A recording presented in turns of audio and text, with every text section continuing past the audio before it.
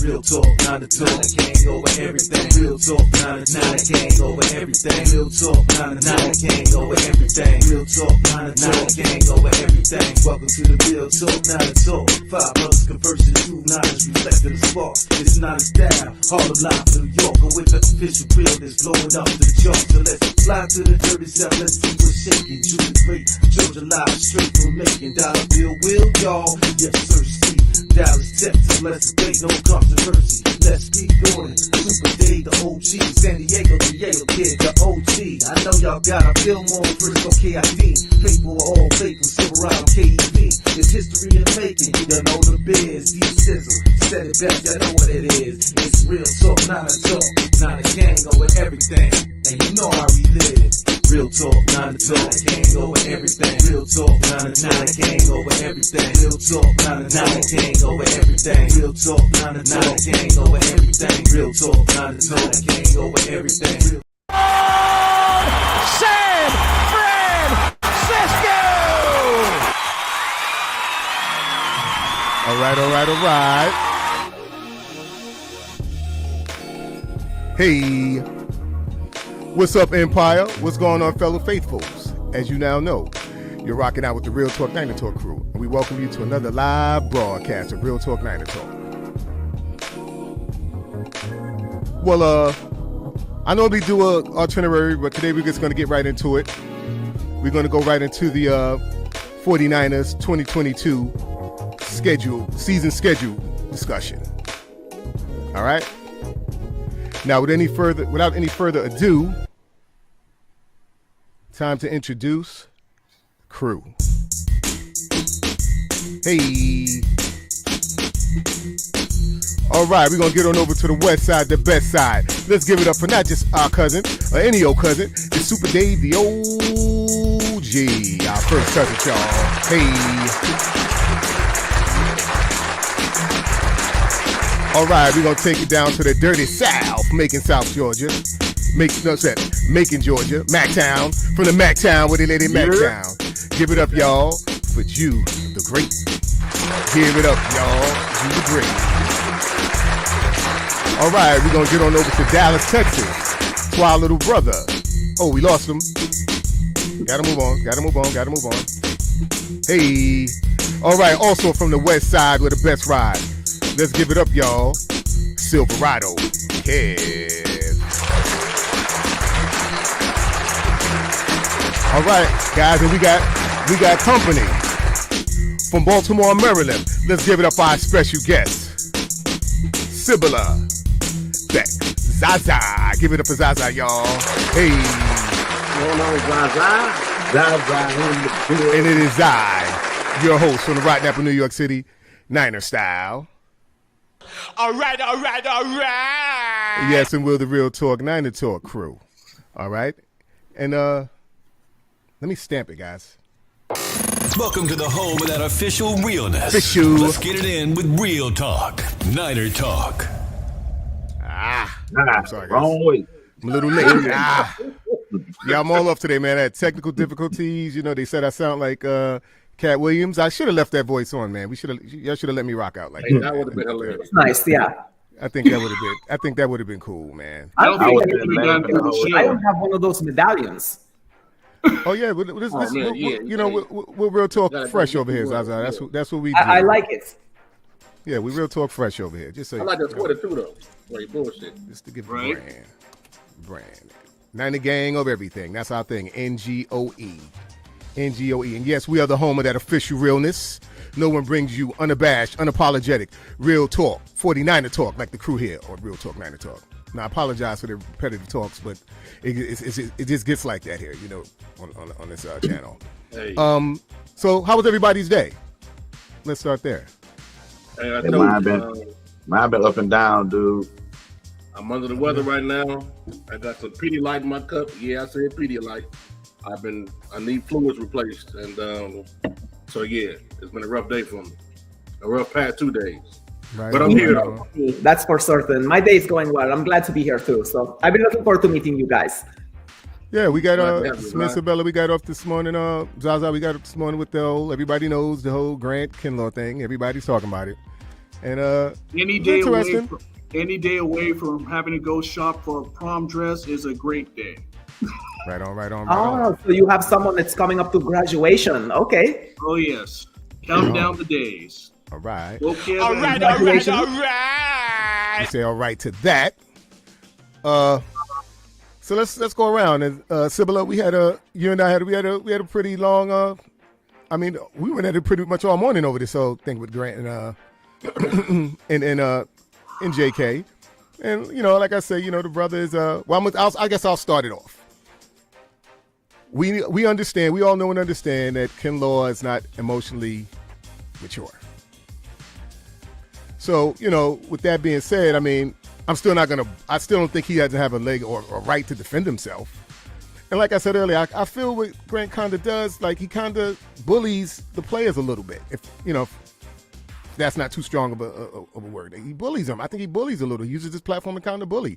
What can they really do back, to be honest with you? What could they really do? They can't take to the streets with him. What else could they really do? So Ken Law, I mean, listen, like I said, you got to take his background into consideration. He grew up a certain way.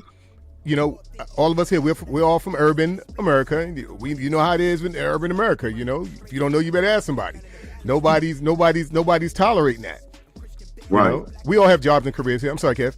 We all have jobs and careers here. But just imagine being criticized at your job at every turn. Now, they knew, like I said, they knew Ken Law was injured prior to drafting him. Right. They knew he was injured. So, I mean, we wasn't expecting him to come in and be Defoe. That's really where the mistake was made, but we wasn't expecting the brother to come in and be Defoe. That's the fault of the fan base. I think that's the other aspect that's not considered here. Right. It's one thing to criticize. I'm on the record. I think, from what I've gathered, Javon has watched these segments. I'm on the record for being concerned, but that doesn't label the human under that jersey he wears as a draft bust. The person. Right. I think it's really important that guys like Javon are set up for failure. He's got the number 99. He's replacing Defoe. Defoe is my favorite D lineman in all of football. And it's really hard for Javon to listen to this narrative. And as I said earlier on Twitter, idle hands are the devil's workshop. And he's got nothing to do right now. So he hears the narrative and he can't defend himself with his play. And I think it just gets to the point where they're tired of being dehumanized, is what it comes down to. Right on. Let's give Sybilla a round of applause for that. Well said. I'm gonna say very well said. I'm gonna say a couple things, and then I'm gonna turn it over because we got an entrance into the building. Two things real quick.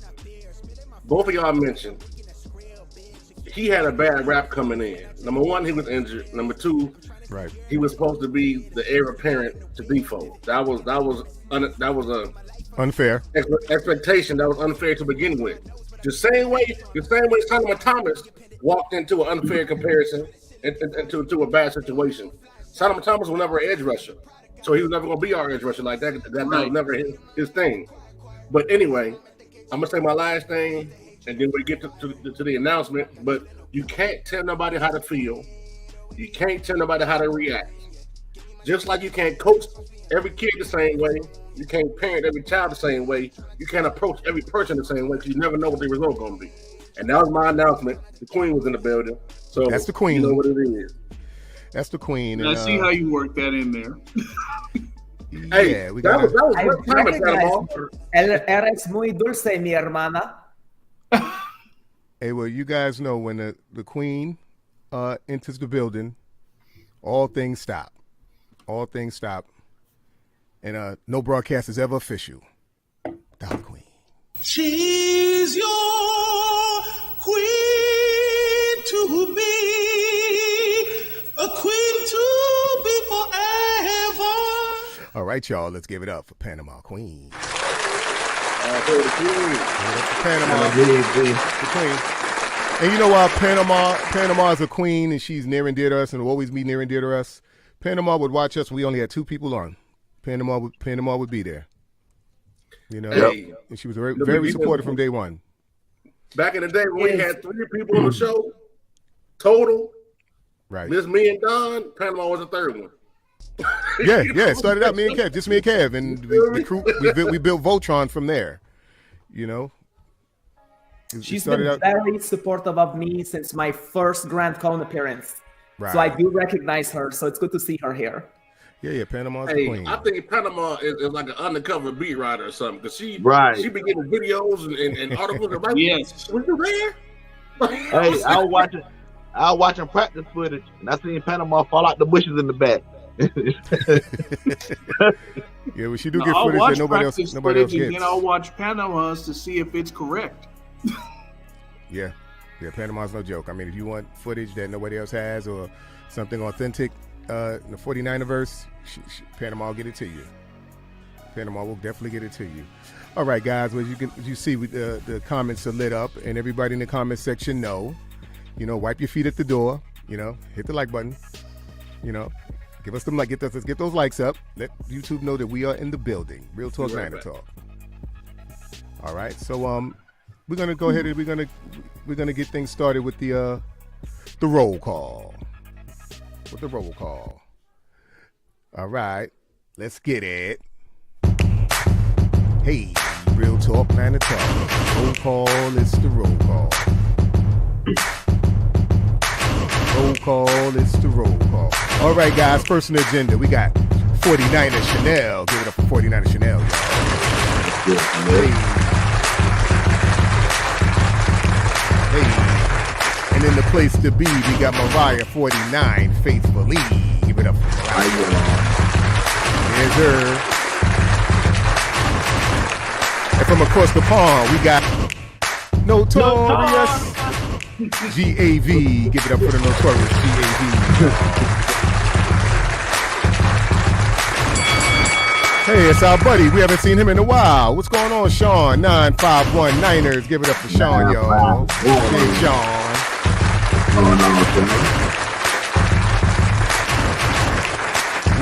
Another face we haven't seen in a while.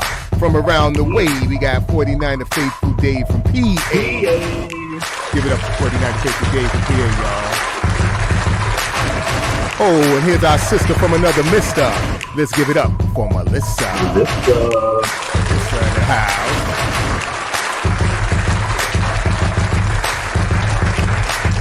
Oh, our other sister from a mister. Let's give it up for Carmela, a.k.a. Mary. Hey, Mary.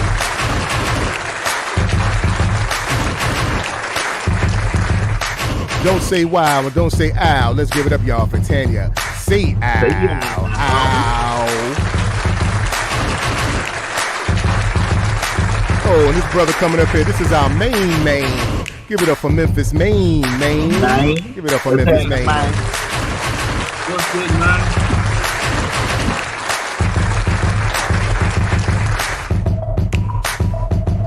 I'm sorry, guys. Help me out. We got StreamYard is jamming me up. They're not letting me get to the... Come on, StreamYard. You're killing me. I see Raphael 562 in the building. Who? Raphael 562 in the building.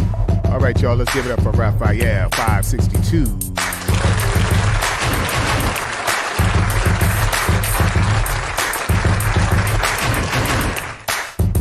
Okay, I feel. Right, Raphael 562 Niners.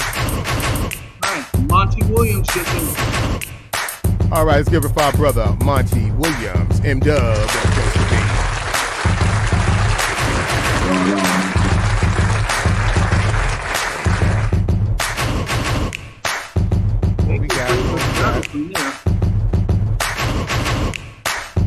All right. Our other sister from another mister. For the one we can never diss. Let's give it up for Cinnamon Kids. Give it up for Cinnamon.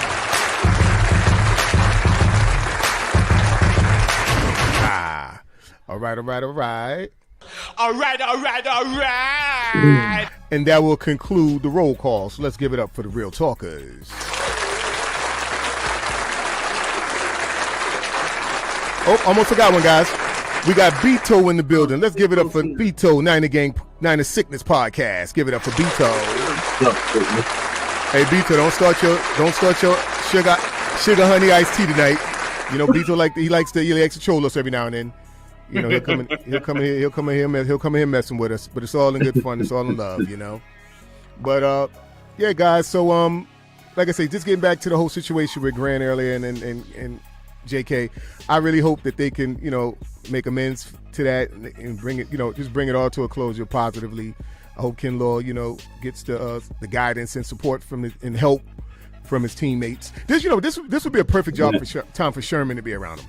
What do you think? Mm-hmm. Really, absolutely. For Richie Sherman to be around him, especially for career advice. The thing like I said again, I'm a Javon fan. I'm not happy with the metric he used, the words he used, and the gestures. But I get there's a limit to what a human being can take.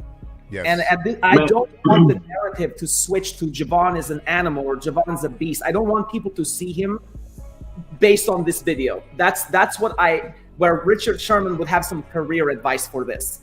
Right. You're right. Well, Zaza, you gotta remember the dude was walking around with a squirrel in his mouth. Look, listen. The dude was walking around with a squirrel in his mouth. Hey, look, so it's gonna be hard to shake that narrative, huh? Listen, I can see where both parties coming from in the situation.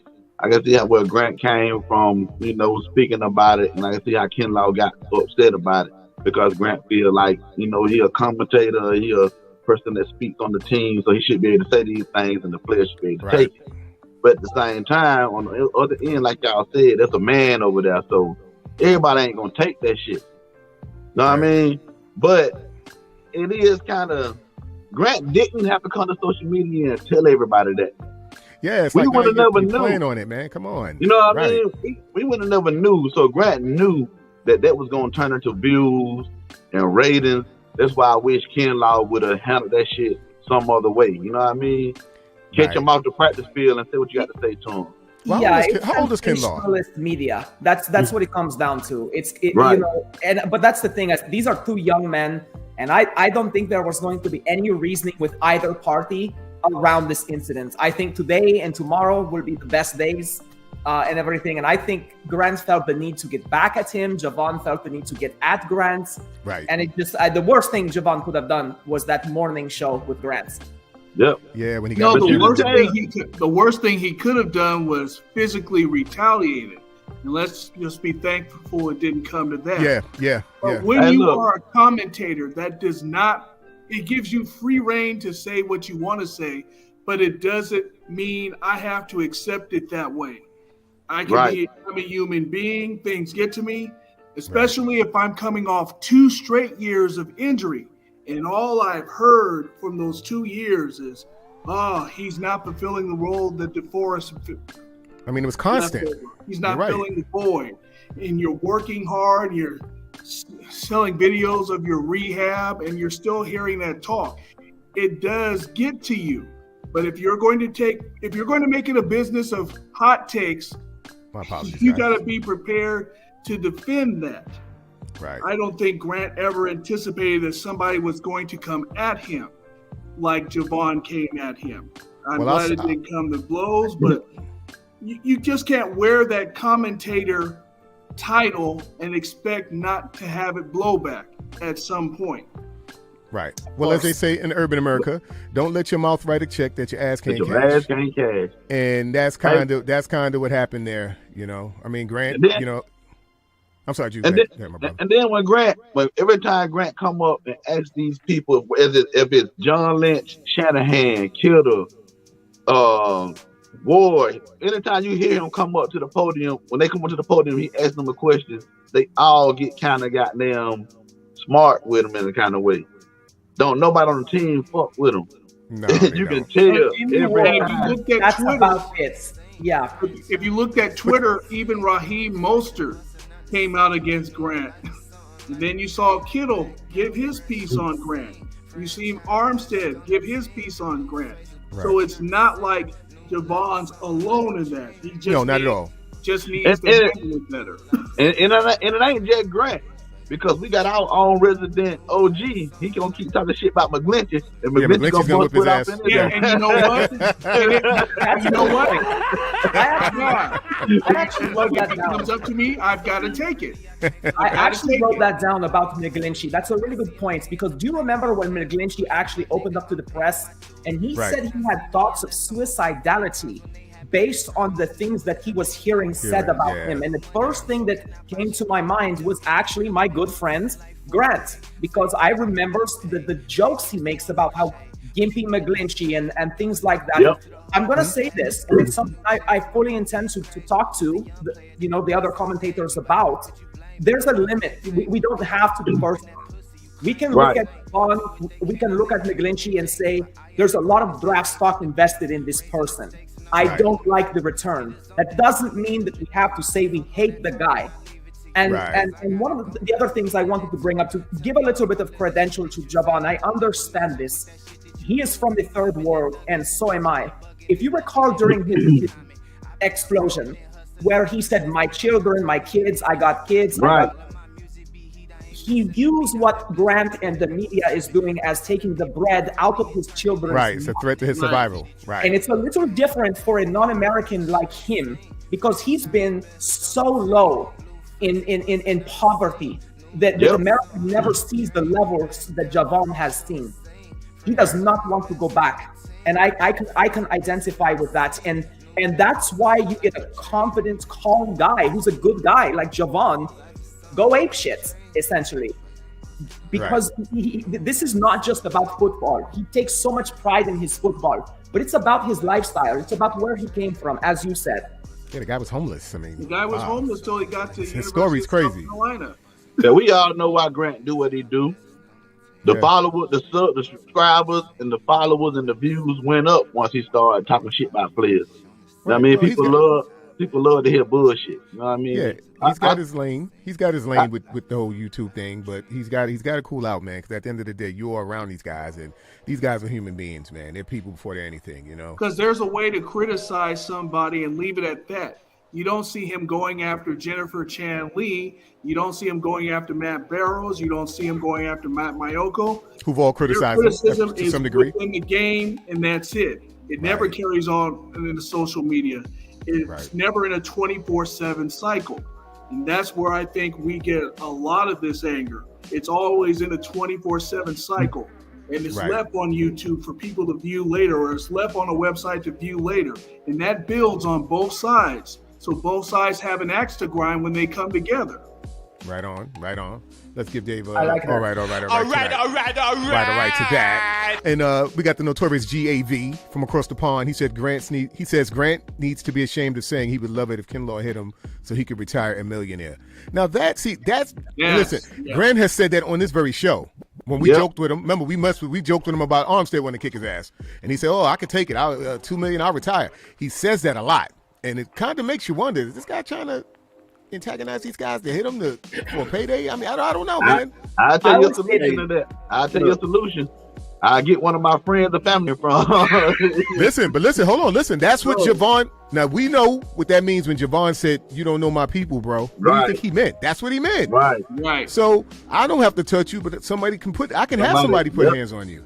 So I mean, I have to say, I don't want to see Javon say that, because I don't want him. I don't either. That was a threat. Like he is. I don't either. Well, let me tell you about Javon, Zaza. I totally get it. I totally get the anger. Now, I know Grant, as you all know. I know him very well. He has a great message when it comes to inclusion. I think I'm sitting proof of that, and he takes a lot of shit for having me on his show. You guys will get some comments as well, I'm certain. So I really appreciate the voice that you lend. We built for the smoke over here. We built for the smoke. We don't give a damn. We don't care. Come on if you want. I think you guys have and I'm gonna say this. I know it makes people uncomfortable to talk about race, but I think you guys have intimate knowledge of what it's like to be under scrutiny and under bigotry and things like that. Right. And so I appreciate that side of Grant. But when he makes a comment like this here, it's clickbait, and it's definitely feeding the fire. And that's why I said basically to both of the boys, please take a breath. Right. Let cool this down. It's not helping anyone. Let cooler heads prevail. even though I was away for a minute, I heard everything that was being said, and I don't want to make this show about what happened yesterday, but I know we're going to discuss it, and that's what we do. Open discussion. We have conversations that some won't have. But I will say this, man. Could Javon have used different language? Could he articulate himself differently? Yes. But what did he do? He articulated himself how he knows how to. Right. He went back to what he knew. Exactly. How he's used to, right? And so my thing is, somebody said earlier, well, he done dumped on Jimmy, and Jimmy ain't do like that. He done dumped on XYZ.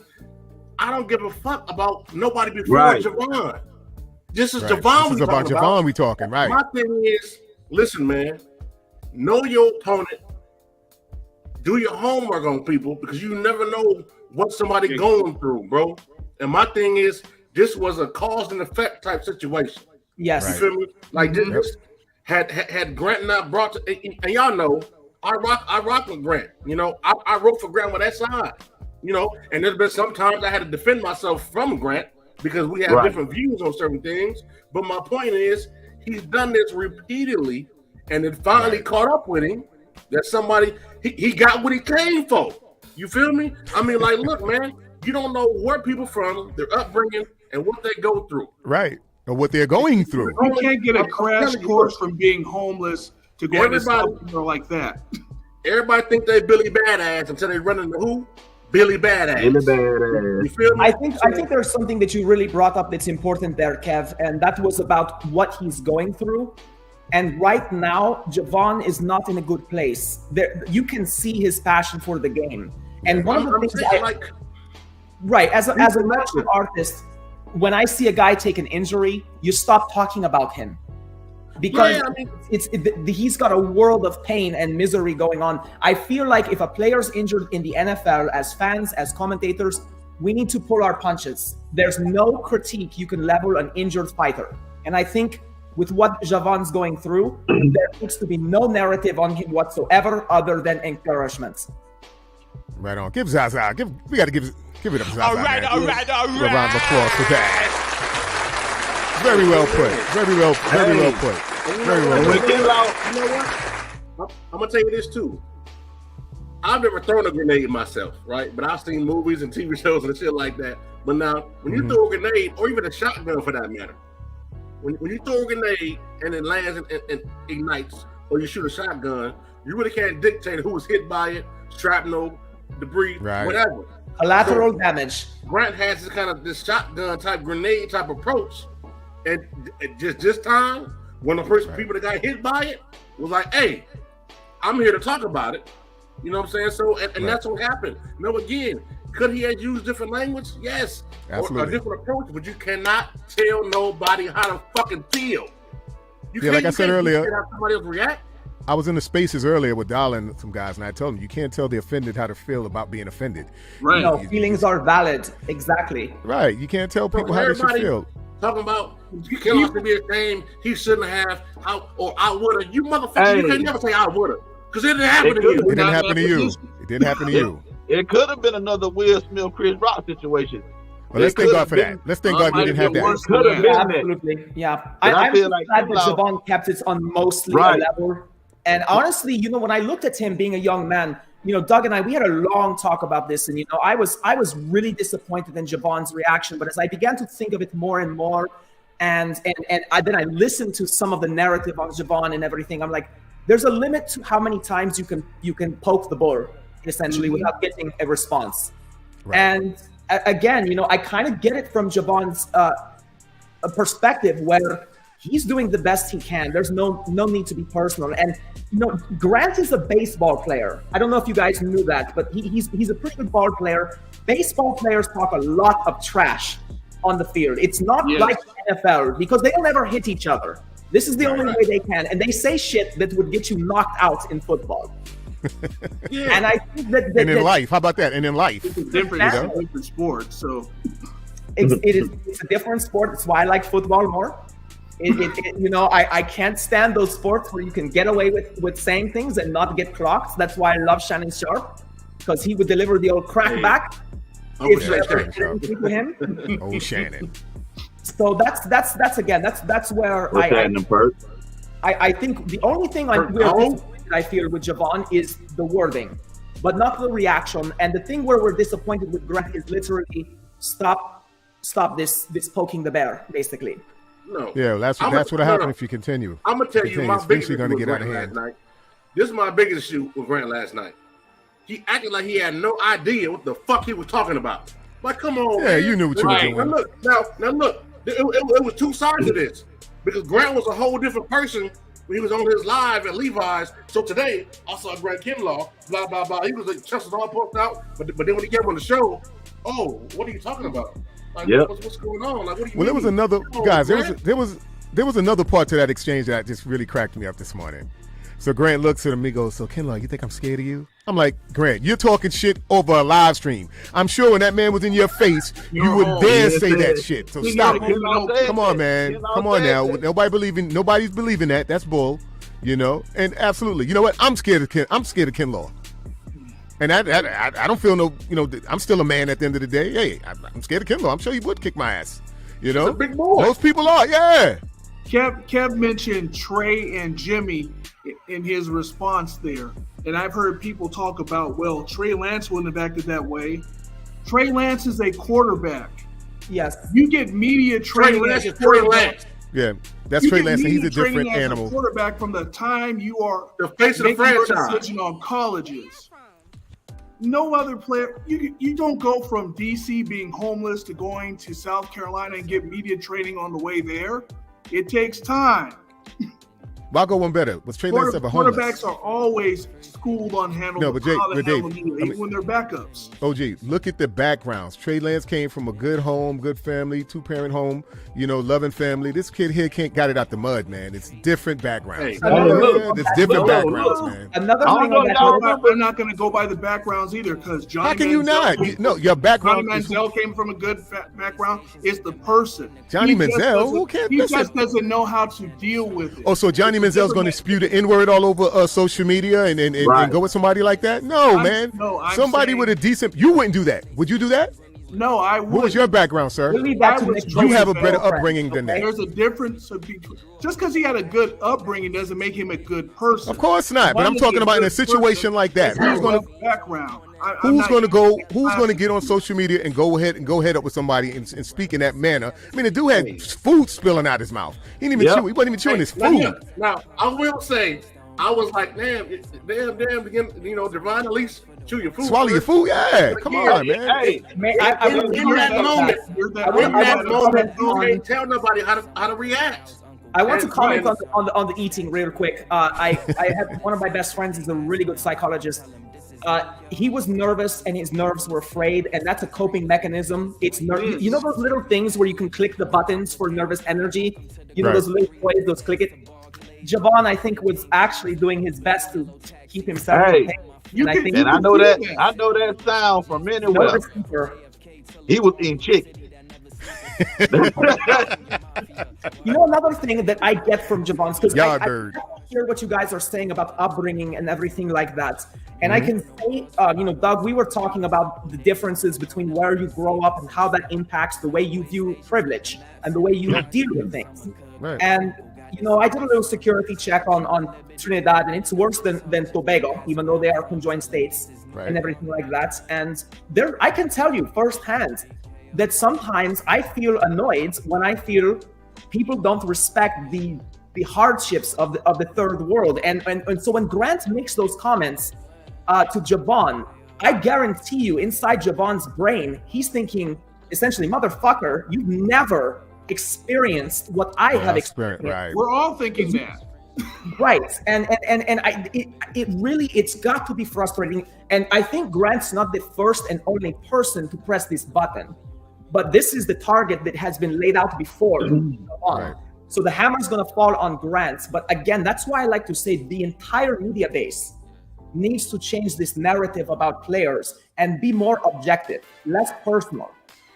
Well, I'll say this, Sybilla. Okay. I agree with you 110% on that. But like I said, his background it has to come into into play Absolutely. here. I mean, it's psychological experience. Because I mean, look. if you've never dealt, like, you can see he doesn't really have media training, and it's been rumored that he's not very professional, but at the end of the day, if you have a certain decency about yourself, I'm not gonna say he's indecent, but if you have a certain way that you were raised, like, listen, I don't have media training, but I know I wouldn't respond like that. Right. Right. I'm gonna There's say no excuse two for the more murder. things right quick. Absolutely. We don't need death threats under any No, sort. come on, no, it's never that serious. It's never that serious. No. Yeah. No. I understand his frustration, but it's never that Two more serious. things about this, and then we can move on, whatever. But certain people fuck with who they know they can fuck with, right? I'm saying, That's true. That's why I say the bully. You The can bully bully shit. who you can bully. That's number one, right? Right. Number two, what it really just pains me and angers me, especially with everything going on in this world right now. And this is real talk, so we can be real. I guarantee you, every paycheck I got coming for the rest of my life. Had this been a black sports writer talking to a white athlete, we already having this conversation. You know what they're gonna say? Oh, well, he was just passionate about what was being said and passionate about his craft, and he was defending himself. But since it's a black man doing this, oh my God, he's angry, he's enraged. The angry fuck black all man that, thing. man. And let me tell you, I told you earlier, Sybilla, 75 to 80% of the NFL come from these kind of backgrounds. Look at Antonio Brown. Absolutely. He's from Liberty. He's from Liberty fucking City. You heard of Liberty? Yeah, that's rough. Come on, man. That's That boy rough. rap too tight. These guys are not, I'm sorry. Like, now you have all these, I'm from the urban, I'm from Harlem, New York. Like I said, the capital of all ghettos. And I'll tell you, I've went to school with some dudes that, may be labeled probably insane today. But back then, you didn't have all the labels. And I went to school with these guys. And I know some of them, looking back, I know a lot of these dudes wasn't normal. When I think back to the shit these guys would do, like, I went to school, I was around some little lunatics. Right. But in our Hey, communities, these things go unannounced and they go unchecked. They were put out into the world. I honestly feel that's a result of the objectification of black athletes, as they don't want them to use their brains. They just want them to play ball. They don't respect them as humans. Right, shut up and play. It's Right, shut up and dribble. Yeah. Oh, Yeah. man, give. Yes, you get it, Don DeMarco. You're killing it, Sybilla. Absolutely. It's a system that has definitely been put in place to extract the athleticism, but not the humanity of a person. And so you're right, Kev. You have the right to say that. You're right. If Nick Bosa gets angry, he's a badass. If Javon Kinlaw gets angry, he's a monster. Right. Yep. The narrative is not the same. And there it is there. Yes. And So I that's don't what- like that. I absolutely don't. And that's just something that we are going to have to fight for the next 100 years if we want change on that. But again, that's why I said I think we need to remember these guys are human. And Javon Kinlaw said it himself. And Mike McGlinchey said it himself. And they reacted in two different ways. But Javon got angry. Mike McGlinchey got hurt. Got suicidal by his own admission. But they're both hurt. And we should not villainize Javon simply because of his skin color and certainly where he's come from. I think if anything, we should understand that and be a little bit more compassionate, because he's been set up for failure in every sense of the word in this situation. And that's why he said, you don't know what I've been through to get here. And I would hate to see him throw it away. And this is why I say what Grant said is dangerous, because you're dealing with a brother that's not emotionally mature. And what happens is now he's face to face with Grant and he goes off on Grant. It's like, but I feel there should be some rights to protect the players too. But he should have known that, being in that locker room with him for 2 years. Listen, everybody's entitled to a certain level of safety. Personnel does the research on guys now after that Reuben Foster debacle. They knew his background. We should know his background too before we approach him with questions. They knew who? The Reuben Foster's background? No, we didn't. We didn't know. I didn't know Reuben Foster had a problem. I said ever since that Reuben Foster debacle. Everybody does their Reuben homework Foster, I thought we knew he had character concerns. Yeah, with the combine thing, right? No, we Right. heard, But- we but heard with that. We Javon just Kinlaw- ignored them. With Javon, I don't think we've ever had character concerns, have we? No, we Honestly, didn't no. have character concerns, No. but we knew what kind of background he was from. So he should have taken that into consideration, and being in the locker room with him for 2 seasons for that Are you outburst. talking about Grant? Yeah. Yes. See, I like that point a lot. cultural awareness and sensitivity, and also knowing your audience. And as someone in media, you will make more friends and be more successful if you know the platform you're standing on. I really like that comment. Yes. Well, I'll also say, like, this shit didn't start. This didn't happen in a vacuum. You know, this or out of thin air. You know, Grant's been constant. He's been constant. Grant's been talking about this dude since he got drafted. From the time he put on the 49 uniform. Grant been on his ass. I was in that conversation. All that show. All these players. I mean, Kittle came forward. Pepper came forward. Mostert came forward. Armstead came forward. Debo. I mean, listen, man. I don't know the dude's name, but it's a dude. He's a social media dude. I'm sure y'all seen him before. Light-skinned dude, about 6'2", 6'3". He go on to different places talking about he on the phone. Like, yeah, fuck old boy right there. I'm fuck old boy. Yeah. Hey, now look, the last couple episodes, motherfuckers got up on that. He got dealt with. Exactly. Guess what? You can't control what the fuck happened when somebody come at you like that, bro. So I'm like, somebody hit that guy? Somebody actually hit him? Hey, he got hit up a couple times, man. Motherfucker hit him up against the wall, dog. Like, I didn't know that. I've seen his videos. He like had him on one knee. When you fight, when you cannot play with fire. How somebody gonna react when you do certain shit, bro? You can't. But it's like Sybilla said, you got to know where you are. He was in the damn gym. You can't do that. In terms of mental health and shit like that, we always talk about the reaction, but we never talk about what triggered that reaction. Causes it. Yeah, that is a very good point. I like the point. So I model for Mental Health America and the Trevor Project. So I work on normalizing mental health. And you're exactly right. What's the root of Javon's anger? What's the root of what provoked him? Right. But unfortunately, media is very reactionary. All they do is they judge the final score, essentially. And then just like in the Super Bowl, it's all that matters to the mass. Right. And so that's why I appreciate the players coming to Javon's aid. But like someone said earlier, what Sherman would be doing here is going to aid in person. I don't want to see social media take over this, exacerbate it. You got people making like remixes of this and making a joke out of it, and people retweeting it, and players getting angry too. And I feel the pain, I feel the anger. But the number one thing, like Kevin was saying, the root of this problem is a mental health issue. But that doesn't ridicule Javon. There's nothing wrong with that. He's human. Like, we all have mental health. And I just think that there needs to be forgiveness. There needs to be a talk. I want to see Javon get help. I want to see him have access to a counselor. And maybe Richard Sherman can come along here and be Uncle Sherm in this situation, something like that. So he just doesn't do this again. Right. And you know what, though? Speaking of Sherm, don't be surprised what happens. And Grant's going to have to watch his words as well. So they'll definitely watch his words from now on. I bet you bottom dollar from yesterday forward, Grant's still going. Now look, I met Grant in person. Grant a cool dude. We took pictures together. I mean, absolutely. Phone. Grant cool to the motherfucker, right? You know, but Grant, the journalist, is just a different person. It's a different version of him. But I guarantee you what, he watched what the fuck he say after last night about these players. And it's funny, you mentioned Grant's cool with Jimmy Ward. Now, you know, I don't know if you've watched any of our clips, but we actually have a short on the whole Jimmy Ward thing. And we say Jimmy Ward is the equivalent of a Chicago drill rapper. You'll have to explain that reference to me. I have to explain that to you. You know what Chicago drill rappers do? They go on social media, they say they're going to kill you. Then they go and kill you. Yep. And then they go on social media and brag about it. This is literally what they do in Chicago. That's why they call it Chirac. So what Jimmy Ward does is he does the same thing. He got on video and said, you know what, Beckham hit me, man. I'm going to hit him back.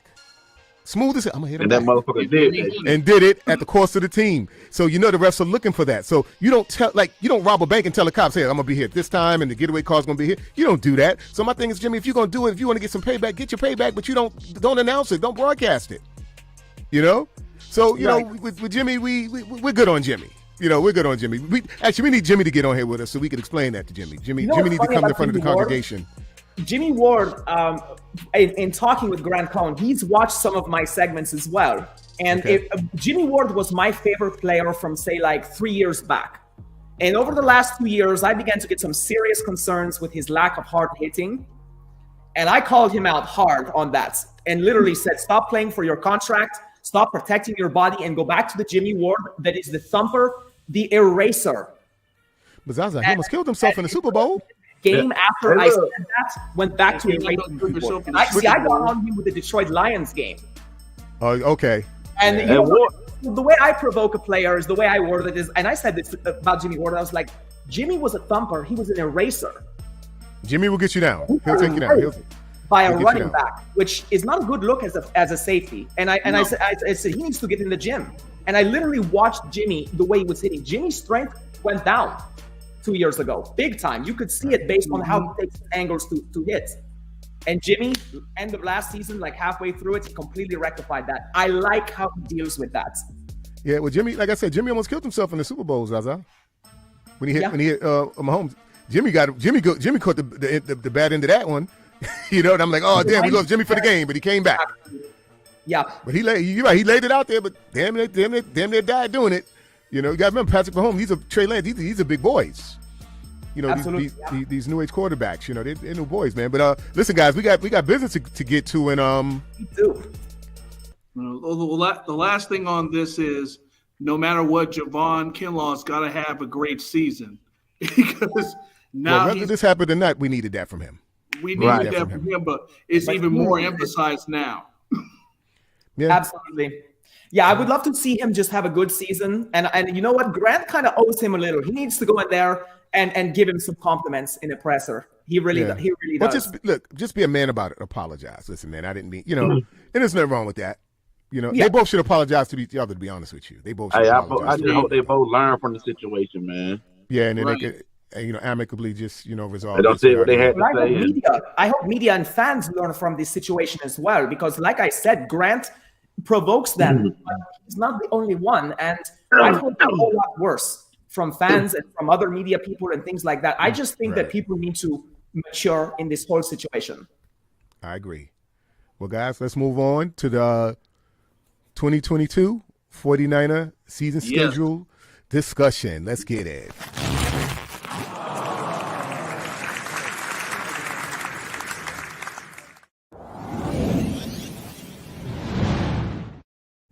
How'd you like the shirt, guys? Awesome. All shirt. right. That was awesome. All right. So let's get into it. Week 1, guys. What do you think? Win or loss? Week 1 against the Bears, that should be a layup. I'm going with a dub. I agree. Matter of fact, if it's the same way as last year, I'll be highly disappointed because Chicago actually stayed with us for a whole entire half. It should not be that It close. shouldn't be that close. I agree. I Okay, think our guys. special teams will be better in this game, and we will not allow the Bears to use that facet against us. Yes. Right on. Okay, so that's 1-0. Week 2. Yep. I got You them know beat that's a dub. Seahawks. If there were Cincinnati, ever a time Seattle. to sweep Seattle, We're going to beat I the shit out of the Seattle. season. Yeah, I want to beat the shit out of Seattle. We've owned them. You know, we need to get that mental. We need to get that monkey off our back. You know, They have the most historic dominance of the San Francisco 49ers I've ever seen one say team it have again. another. We just can't seem to get over the hump with these guys. We got But Trey. We got a new half of era. that- That's why. The Most of that mentally, was because of the quarterback we're facing in week 3. Hey, we don't man, have look, that listen. problem. So Ain't it's no way in the stupid. hell you better lose to Drew Lock, Geno Smith, or none of the motherfuckers they got back there at quarterback. No, we have. Okay, guys, I say 2-0. it's a trap game. They need to be careful. They really Yes. do. They need to come out I and agree. take care of business. I agree. I say I agree. I say Beat 2. Chicago at Chicago, yes. Week 1 is a W. Yeah, I say 2-0. Week 3. Hey, this is my goddamn to win right here. I have them with a loss to Russell Wilson and the This is number my first 3 loss. ranked defense. Yeah, in I got NFL last them year. as a loss, but you I know got what? a dub. Something about Russell Wilson, he just brings it to us every time. Even when he's half injured like he was last season, he still finds a way. Right. I got it as an L. One of the biggest reasons I have this as a loss is actually this is the first top-notch defense Trey Lance will face. And that's no matter how good he is, this is going to be rough. And they were the number 3 defense in the NFL last year, yards and scoring, with the worst quarterback around. Well, I hope we shock the world. I hope we shock the world and Trey Pruitt as well. I hope so. I hope so. Yeah, that's all. I know I'm going with a dub on this game. I'm going with I will say this though: if we pull out a win in this game, it's going to be Jimmy who. Trey area. Exactly. It's already Jimmy who.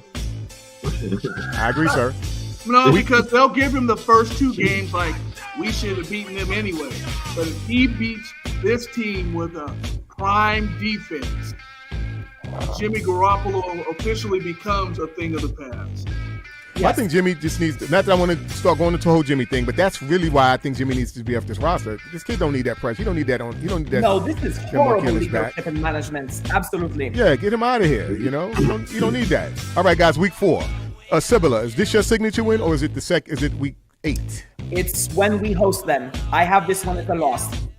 So you have the first one. Okay, as a loss. I think we win this one. I just think we got the number. I think we win. I got us winning this one too.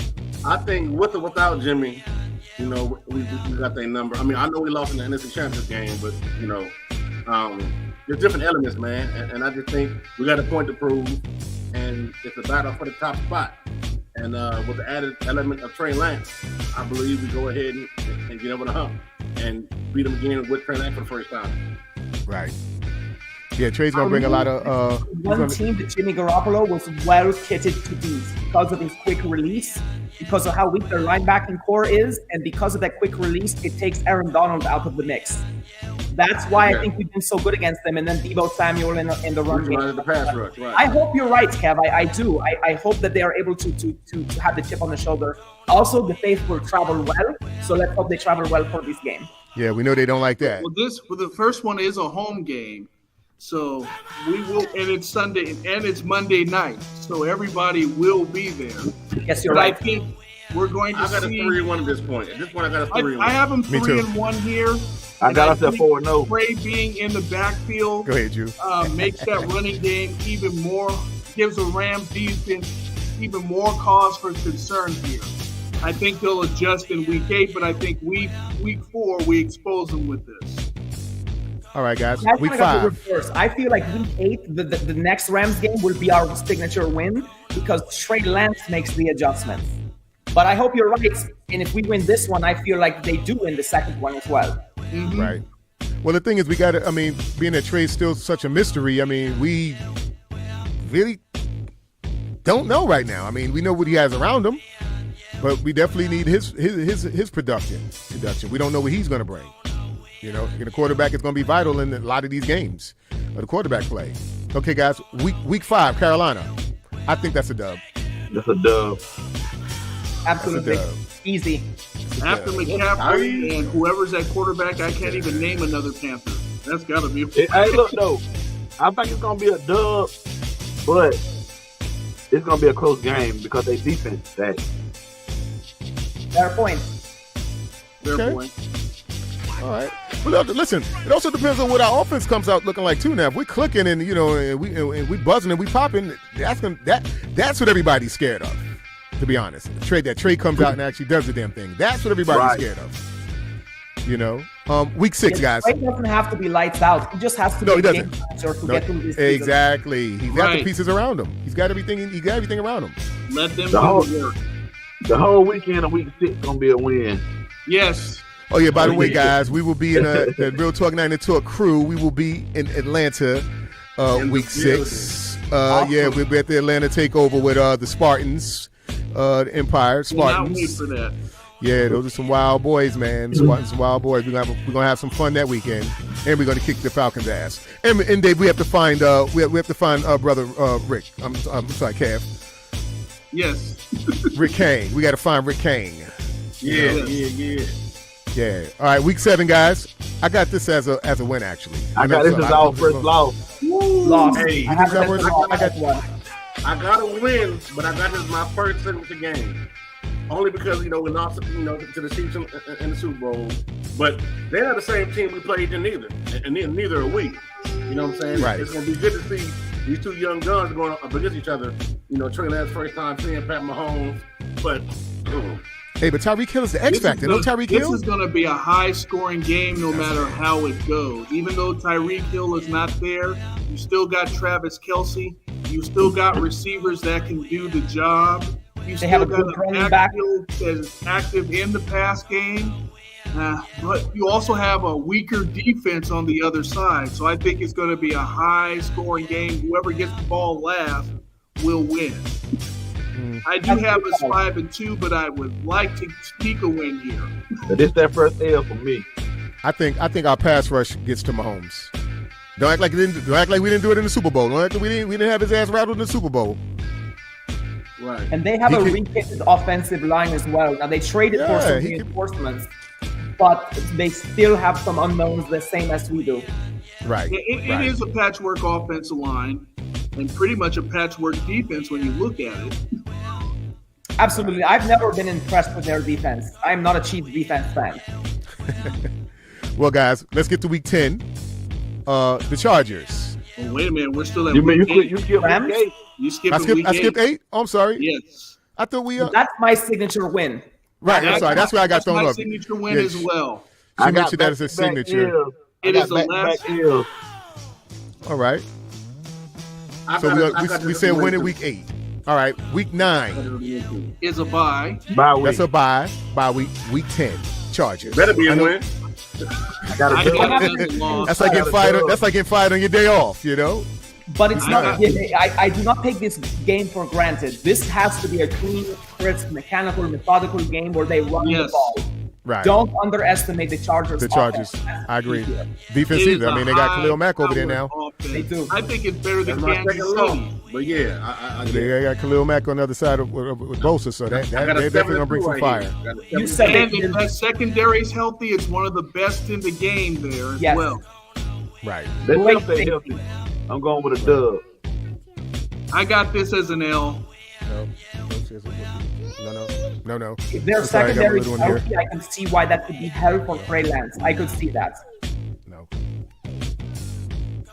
All right, so let's get up to week. Where we at now? Week 11, we go to Mexico City. Mexico City. I think that's a win. I got a dub too. I think that's a win, guys. I know it says it's a road game, but it's a home game. Yeah, well, it's the same time zone. I actually have them down as a loss in this game. You have that game as a loss? I have that game as a loss because it's only the Cardinals were easy to beat late in the season. Right. But at that point in the season, I do have confidence in their roster, not their coaching, for the record. I'm not a fan of their coaching, but this one I have as one of the big superstar matchups for Trey Lance that might be a little difficult for him to handle. I could see a win here, but I mark that down as a loss just because of the travel, the unknown elements, and things like that. Right. Well, I also say too, like you said, they normally start losing toward the end of the season, but I think week 11 is right about that time where they start falling off. It's true. It's their first game, but yeah, you're right. It is about that time. Yeah, it's about that time they start falling off. I think they're actually in trouble, especially with D-Hop being gone the first 6 games. Right. I don't have much. I think this will be a make or break game for them by the time this schedule comes around week 11. Well, we're gonna break something. I'll put up in the ass. That's a good point. They could be fighting for a wild card spot at this point. Mm-hmm. Well, we got. Okay, let's move on to week 12. I think that's a win. I got a win too. Same. Yeah, Saints. Yep. I got a win there too. Well, the Saints with no James. I mean, what's there? I mean, they've been talking about bringing this guy back. I've heard rumors of that. Jameson did well before he got hurt, and now he's got 3 receivers and Alvin Kamara. But the question's still on defense. It's still Jameson. He'll throw you 3 or 4 balls a game. Yeah, I don't see this game being a problem at all. I think we'll definitely. Week 12, we should win that. Week 13, this is interesting. This is the game. Yeah, that's actually my son's birthday, too, the 4th. The 49ers versus the 49ers South. Right. Right. Yeah. That's going to be an interesting game. Skywalker. It's a must win. Pretty much, yeah. Let's hope Kyle ends the game. I am your father. And like he does that dude over in LA. Mostert is absent for this game, no matter what is wrong or not wrong with him. It would be interesting to see the old Niners play themselves. Yep. Yes. Right. Week 14, we will be We haven't decided yet, but I'm looking forward to coming out to Cali for week 14. I guess I got to discuss it with the fellas to find out if we're gonna do week 14 as well. But we'll definitely be at Atlanta. I got this. Just so you guys. I'll be at the Miami game. Yeah, I want to see Brady, man. I want to see this one. I got this about third loss. I actually have this. I have this is my third loss. Do I? No, I have Miami as our signature win. I'm sorry, not this guy, not these guys. Well, like I said, it's all about who's going to come out hot and who's going to have the hot season. Miami's predicted to have a hot season. I mean, come on, they're in the NFC, they're in the AFC East. The AFC East is just as bad as the NFC East. No, I'm sorry. You got New England. It's not as bad. It's not as bad as. But it's pretty bad. Of the Cowboys and the Eagles. I'm thinking of Washington. Yeah, I'm thinking of the AFC East of the past. Pre Allen. Well, Buffalo was kind of like up in there. They were a pretty bad division for the most part. That's why New England was able to dominate so much. Who they have? The Jets, the Buffalo at the time, pre Josh Allen, and Miami, who was a dumpster fire in itself. So they were pretty bad, but they've gotten better with Miami and New England. In New England, they picked up my guy, man, Marcus Jones. That was my dude, man. So they've got some studs over there. So that AFC East is going to light up a little bit. Well, week 14, this is the game where Trey Lance has to break out the passing yards. I didn't see any improvement in Tampa Bay's secondary at all, and they got torched all last season. Right. And you've got people like Ayuk. You've got a fast burner now and Danny Gray. You've got Debo. Hopefully that contract situation is well taken care of by then. You can expose this team's secondary, and that's the game plan for that week. If we can do that, I see it as a W. Well, you figure, Trey should be able to work on his arm fitness. There is another factor to this game. Bullshit. The other factor to this game is we've said no, foolishly, to Tom Brady twice. Right. If he ever wins a game, it will be this one. He's going to come in with a chip. Yep. He will, and that is not a Tom Brady. This is not fair to Lance. This is not of his own doing, this matchup. It's everything to do with Shanahan and Lynch. But they are bringing an angry Tom Brady into this game. What I also say is you also have to take into effect too. I mean, it's a war of attrition. This is week 14. This is what the injuries. We don't know what injuries are going to look like for each team. So it's going to be a tricky one. That's why I didn't make it our signature win. Yeah. Yep. Hey, I got it as a dub, but we do got to factor in that they playing under a new head coach too. Oh, right. I forgot about defensive-minded head coach. Defensive-minded head coach. It's great DC.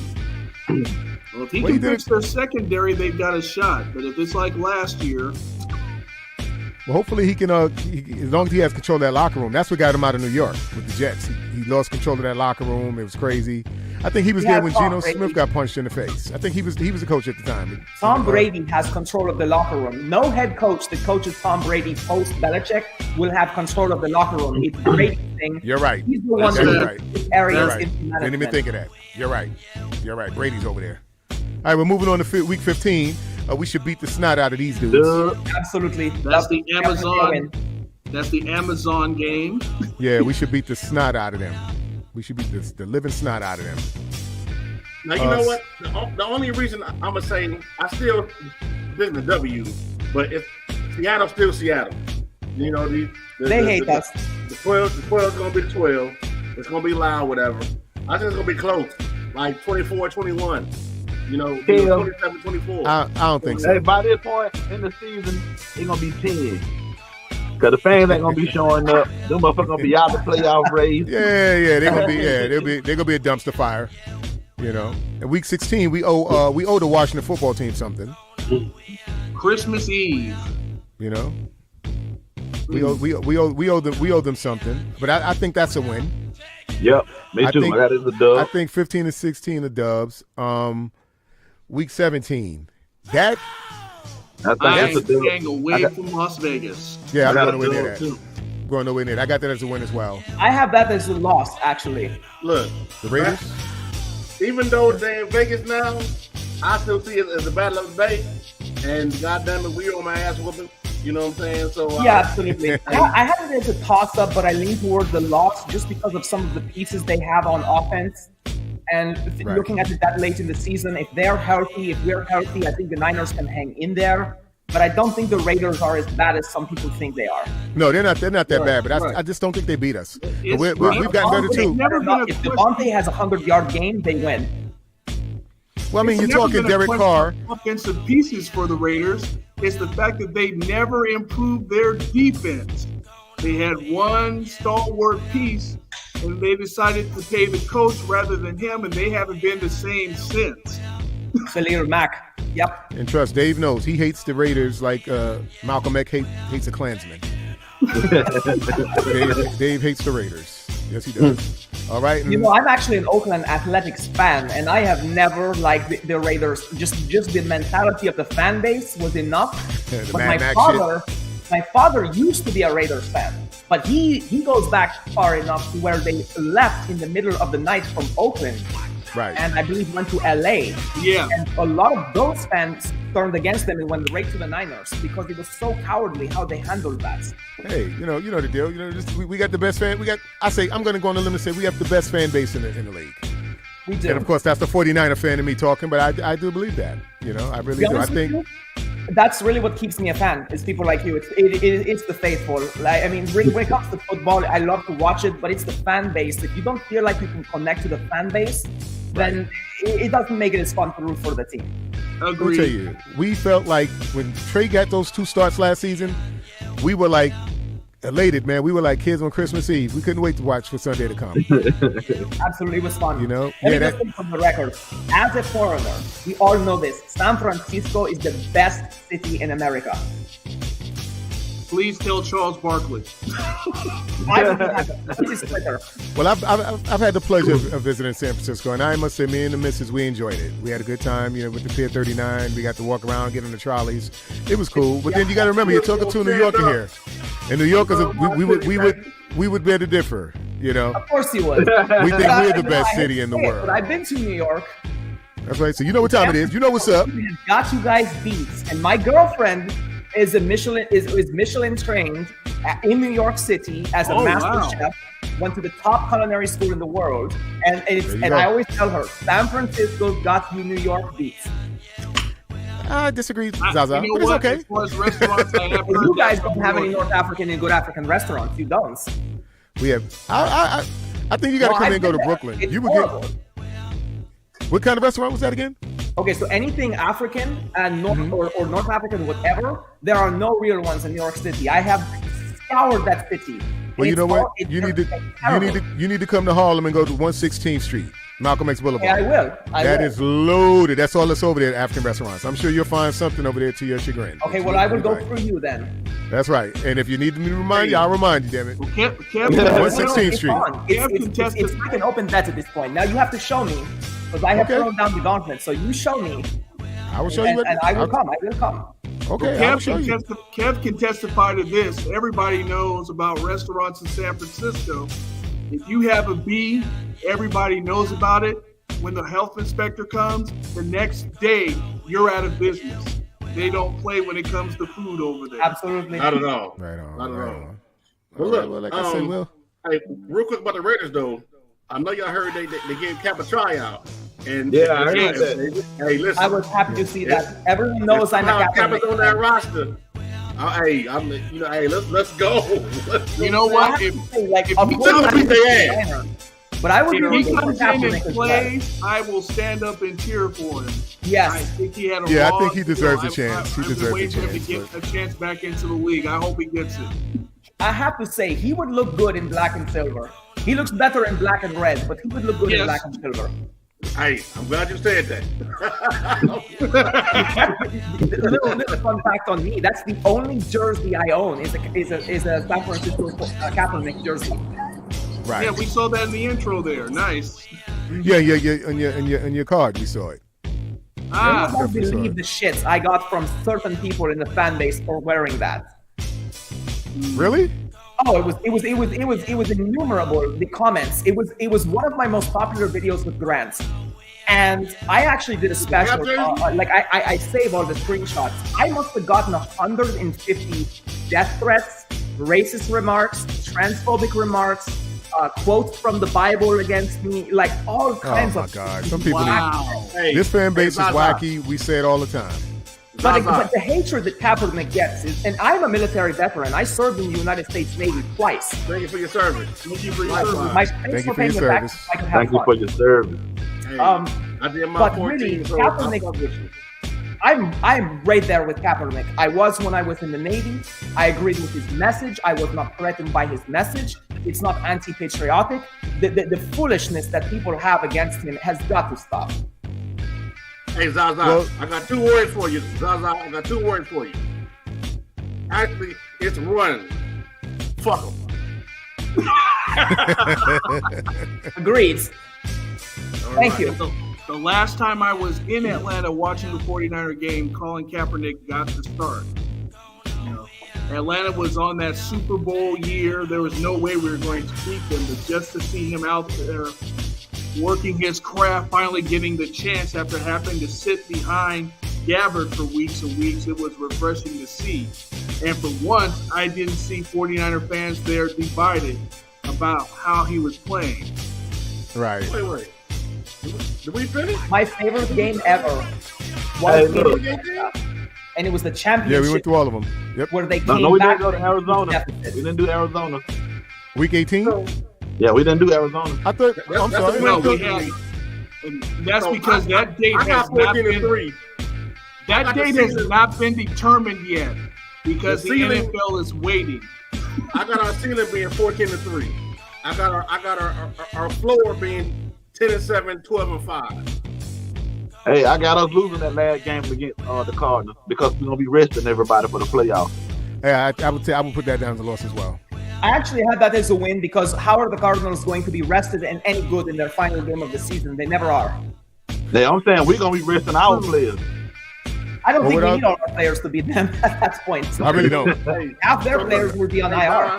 Let's round robin and go around to see what our final prediction. That's what I'm going to get into. We're going to give everybody predictions. We'll start with myself. I went 14-3. Our signature win being Miami. All right. That's where I'm at with mine. Worst case scenario, 11. Let me get you up. Best case, Super Dave, 14-3 with the signature win being Tampa Bay. All right. Jew. 13-4. Signature win against the Broncos. Okay, Jew. Okay. I would love to see them beat the Broncos. Oh, man. Got Dollar coming in multiple. Let me get this one out of here. Okay. All right, we got Dollar next. Dollar with genuine on the background. Dollar says 13. He goes 13-4. He also says Tampa has Tampa for signature win. All right. No, the Chiefs. Right. The Chiefs. The Chiefs? Yeah, the Chiefs. Changed to Kansas City. Okay. All right. Well, you changed to Kansas City. I thought you said. The Bucs. No, it was always the Chiefs. Okay, my apologies, bro. Yeah. No, you good. All right. The Silverado, his prediction, also 14-3, with San Diego as his signature win. Then comes the doomsayer. That'll be all right. We got a lot of 14-3 here, but we know what I'm going to say. Zaza. What you got, Zaza? 10-7. Wow, Zaza, 10-10. I have 10-7. I really do. Well, we got to respect it. I have a lot of close games that Trey Lance in year 2 is going to win those close games. And then I'm going to go with your guys' record for next year. Next year. You know what? I can see that. I can see that. Well, 10 got us in last season, but I think we do better. I think I'd see, maybe it's just me. Maybe it's just the faithful in me. I see us pulling out 13-14 wins. I have a lot of confidence in Trey Lance. I really am behind what he brings to the team. Again, I don't think he needs to be lights out. I don't think he needs to be a Pro Bowler. I think his athletics, his intelligence, the dynamic he brings to the game, the RPOs, the play action, things like that. Right. I just think that this offense does take a step forward. Right on. I got us at 13 wins because I don't think we gonna get swept by Arizona, and I don't think we gonna lose to Seattle at all. So those are some of our biggest losses. Yeah, we're gonna sweep Seattle. And last year I had a sweep in them guys, man. And we lost both of them. Fucking around with number 10. I definitely see us with a better division record than last year. Yes. I don't see us doing any worse than 4-2. I think the only team that poses any real threat to us next division-wise would be the Rams. Yep. Rams are one of the biggest threats in football, so yeah. I'm not really worried about Arizona like that. I think we split, if anything, if not, sweep them. Look, and I'm not really worried about the Rams, to be honest with you. It took a hope and a prayer and a tart drop pick for them to get past us last time. No, you're right about that. You really are. Absolutely. They really needed us to not do our job to win that game. Yep. Right. So it was more about what we didn't do than what they did. Phase. It was a team effort. Like you say, the Tart drop. But come on, Niners team. They could have helped Tart out before that. Right. Yeah. Agreed. Well, tell me this guy's heart wasn't in his ass when he threw that Hail Mary. That motherfucker turned his head. You know what? He did the same thing. Remember, he did the same thing the week before. Always say about Matt Stafford, they have no faith in him in throwing interceptions, that he will do something boneheaded in big moments, and he did. And we did not cash his check. We didn't capitalize. Well, we did it the first. We did it the first. We did it the game prior to that. When Ambry picked him off. Remember, he threw the same shit, the same lob in there. Ambry trying to go to Beckham, and Ambry picked it off. Did the same. I said, this guy. I'm not impressed. I'm not impressed with Matthew Stafford like that. I'm not scared. No, I think he's overrated, but that's what winning Super Bowl will do. Yep. Yeah. He is still. Look at Joe Flacco with so many. Jared Goff. He is, and if he was in our system, then it would have been us in the Super Bowl last year. Right. We got to get to the comments here. Cinnamon Kiss says San Francisco is my hometown. It's the best. I like New York though. That's right. All right. All right. That's right. NYC, baby. We know the deal. Film mode, Listen, baby. man, I tell you, nobody party like New York. I've gone in the clubs at 9, 10 o'clock, come out, sun up. You know what's interesting about countries like mine? Clubs don't even open until 11:30. Where? So I grew up in 3 different countries. You're talking. That's ringing. That doesn't count. That's another country. We're talking about here. Yeah, but I'm saying, like, our nightlife, you got to come party with us sometime. I want to hear this. Yeah, so in Cairo, which was where I grew up as a teenager, so not even in my own country, but in Egypt, literally, like, you don't go for dinner until it's like 10:30, 11 o'clock, and you eat your dinner and you go to clubs which open at 11:30, and they are open until, like, say 6 or 7 a.m. Hey, y'all eat dinner hella late. Wow. Our clubs here. We have clubs here that open like that, 7, yeah, it's 6, 7 a.m. African way of doing things. Is we are late nighters, and one of my best friends, he's from Nairobi, and same thing for them. I mean, it's just the nightlife to us, and I think a lot of it actually has to do with heat. If you look at us historically, where we are in Equatorial Africa, North Africa, the Middle East, you don't want to start partying when the sun is still 120 degrees in the air. Right. Well, no, we got our nightlife here is like none other. Our nightlife here is like none other. We get down here in New York. We do. I'm sure you do. We do. But you still got to come party with us sometime. Where's this at? You said what part of Africa? That's funny. Marrakesh, Fez, Casablanca, places like that. My grandfather's from Senegal, Senegalese. Actually, really? That's awesome. My name is Senegalese. Everybody thinks it's Asian, but it's actually African. It's actually French. Est-ce que vous comprenez le français? No, I don't speak it. I just said my name is. I didn't say I spoke it. But yeah, man. We like I said, we get down here, man. So So look, anybody got anything else? I got a question for the whole panel. I know we actually doing pretty good on time, and so we got a little time left. Unless Don, you have something else planned, I do have a question. No. So, I got mine, of course, and I know if y'all know me, y'all know what I'm gonna say already. But what position group are y'all most excited about going into this season? D-line. For me, D-line. Yeah, I'd like to see what Drake brings to this. You already know me.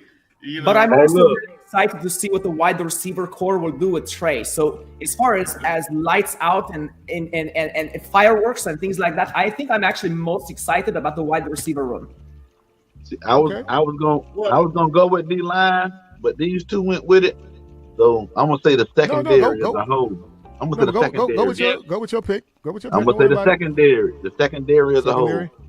You took the words out of my mouth. It's secondary for me, especially given all the injuries and the chaos that we have last year. Now it seems we don't have any holes at corner. You know, we got plenty of guys that can fill the void, unlike last year where we patch them up, send them back, hope they don't hold twice during a game. Hey, and with that secondary, year 2, Embry, Mosley, and if a Red stay healthy with Ward, and then we get some good safety play, I don't see really nobody beating us. We'll be able to lock up a lot of shit. Yeah, absolutely. But I still say that D-line and that pressure is gonna definitely affect how they play on that back end. Right. If the D-line is getting home and we're bringing pressure and we're throwing off that timing, you know, let's see how they set the back end. Let's see how they take advantage of that. You know. Now I ain't talking about no batted passes. I want to see some pick sixes. I want to see some. I want to see some interceptions, man. Let me tell you why I'm so excited about the D-line. And I know y'all will say, well, Kevin's always D-line for you. Well, yeah, it is. Oh, yeah. But this year, we actually got somebody opposite. We actually got options opposite Nick Bosa. You feel me? You know, you got Teray from the Colts. Samson Ebicom. Drake Jackson, my guy out of USC. I mean, now it's rotating bodies at the opposite edge. And you can't double team everybody. And now in the interior, Javon Kinlaw has even more of a chip on the shoulder to go ahead and play to potential. You know, you got Kinlaw, Armstead, Givens in the middle. I mean, hey, bro. I love Kevin Givens. Nuts. Yeah, he's from Penn State. I love that. I love him. He's a great football player. Well, what do you guys think about this boy, the guy we drafted, Buford? They're expecting big things out of him. He's a monster. You know what I'm saying? I hope he gets some burn too. I think Buford gonna be like a Kadavius Street or somebody like that. Right.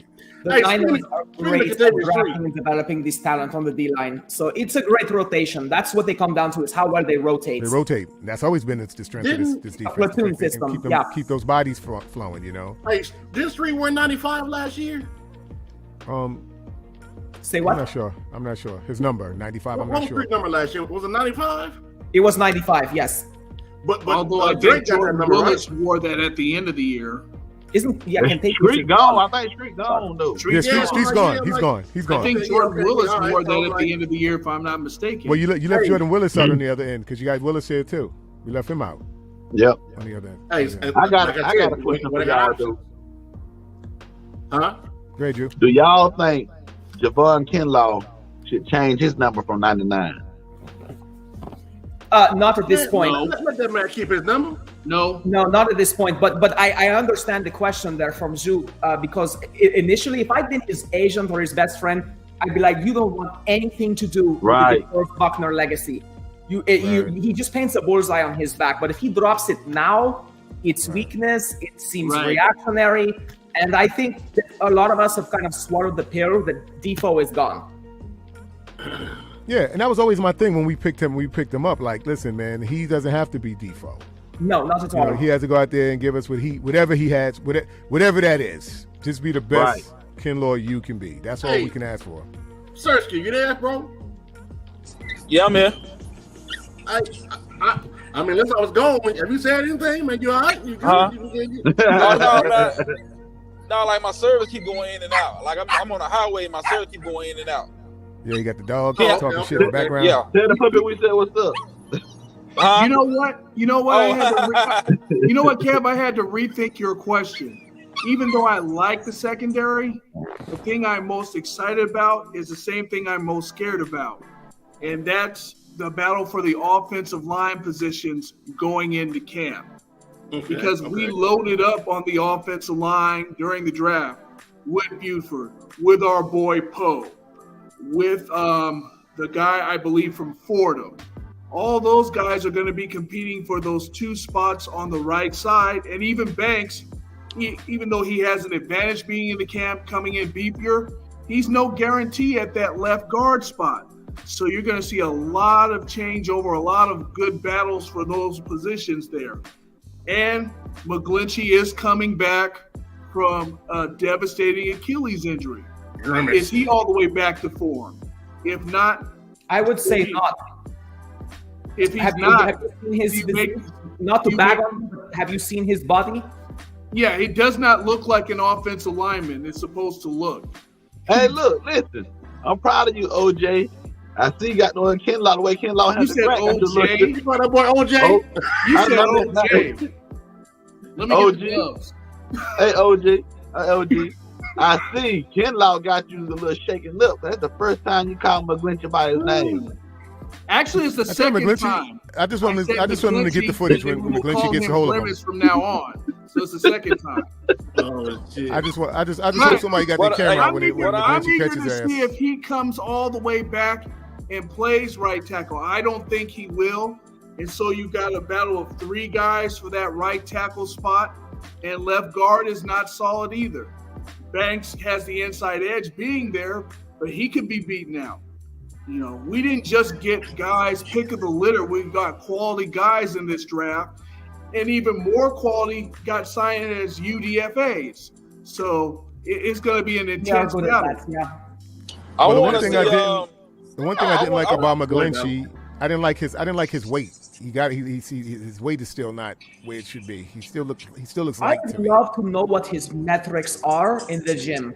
I really would. I would love to know what he's doing, what his strategy is, because whatever he's doing, I just don't see his vision here for himself. And yeah, the injury gets you down, but I mean, I just shattered a bone into they say 15 pieces in my toe, my big toe. I shattered the bone. And I just got stronger everywhere else. My curls went up, my overheads went up, my bench went up, everything else goes up. McGlinchey has shut it down, I fear, during his injury recovery.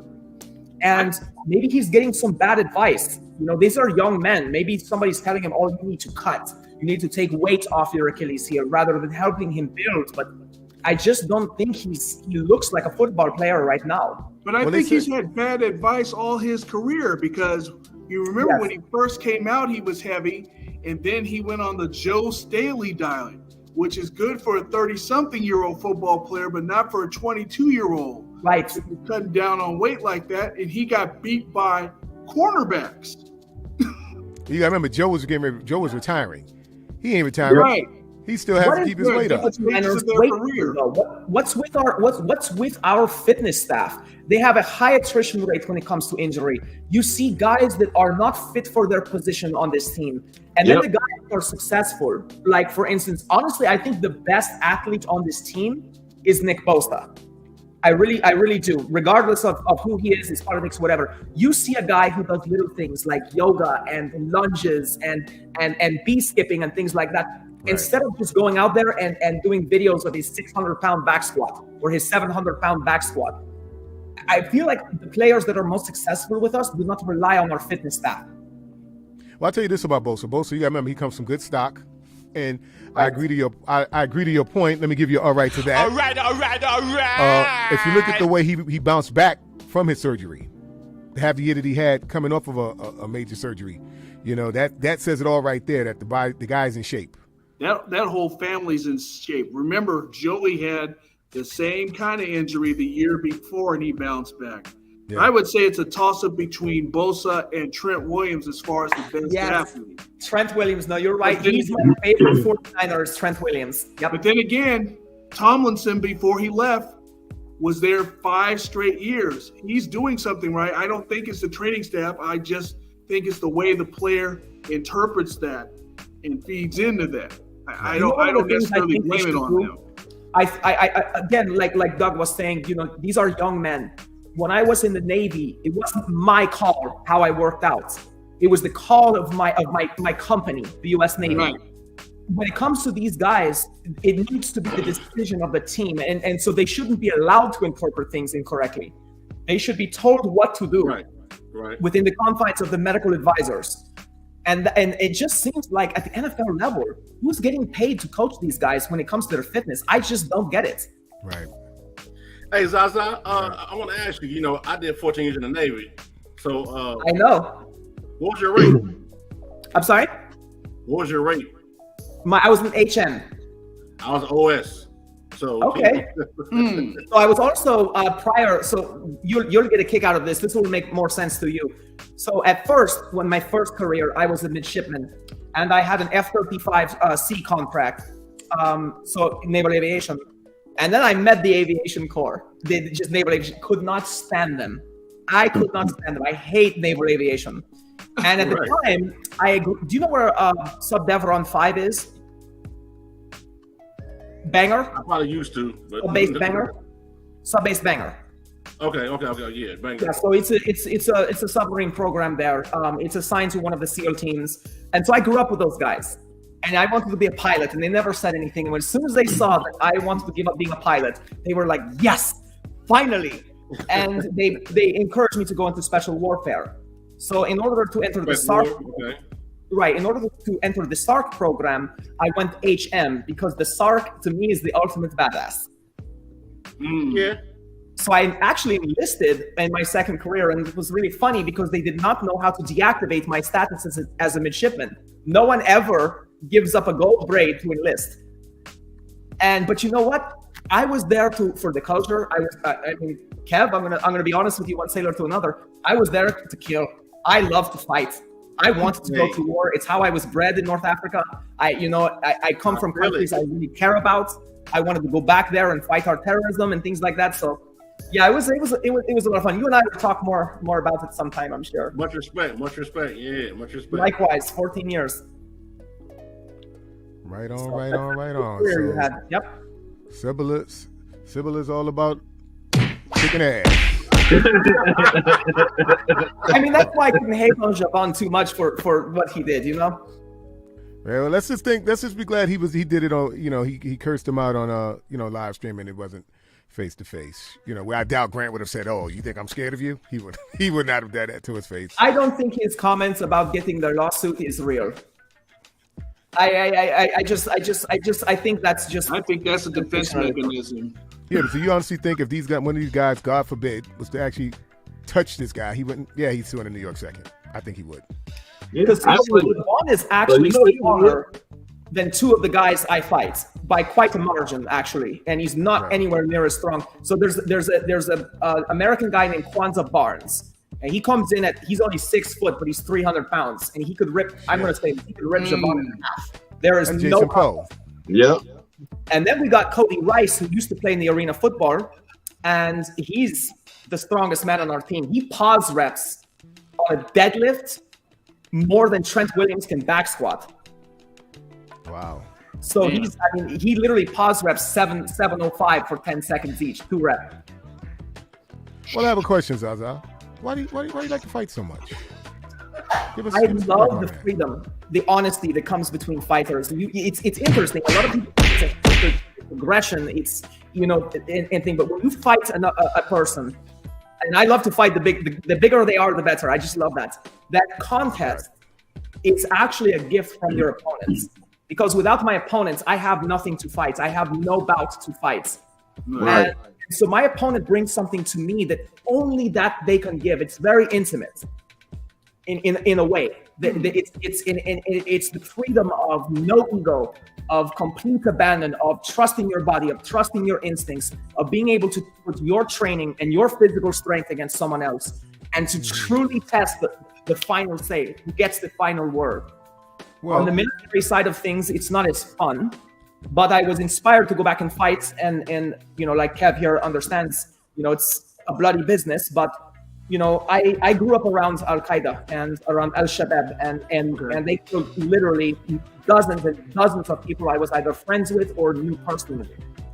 And when I came to it's my countries, my continent of Africa gave a gift to me of history and of culture, of matriarchy. They instilled in me a pride and confidence. I cannot come here and live this lifestyle without going back to them and giving back, because my sisters, my brothers, they are still there. Right. And they fight the struggle. And I wanted to bring the American training and the dollars and everything and take it back to the places I love. And that's what got me, the US Navy said, hey, you speak these languages from Africa, we got a job for you. And if you want to go back and help your sisters, your brothers, then, we fight the same people that you do. And, a lot of people realize that Africa is really diverse. All right. Let's give Zaza a round of like applause. Now, I got one more question, Zaza, before we start to wrap things up. I got one more question, and I need you to be completely honest now. Completely honest. All right. Have you ever gotten your ass whipped? When I'll tell you a story. When I was a teenager, Hey. I had some pretty huge and bloody losses in my martial arts career. Okay, well that's real. That's real. Absolutely, That's real. and it was very enlightening and everything. And you learn a lot about yourself, how far you're willing to fight. And the one thing I would give myself is I had to get pulled away from my own defeats. So I don't give up, but I credit the fighters. They brutally were able to defeat me. Absolutely. Now, as an adult, I've yet to take a loss to my name, so I intend to keep it that way. Hold on. Yeah, that's what I'm about to say. We're not little no more. Exactly. You know the thing is, too, when you're a kid, there are more rules. But in the leagues I fight in now, it's pretty much whoever can hurt the other one most. I mean, yeah. Wow. So.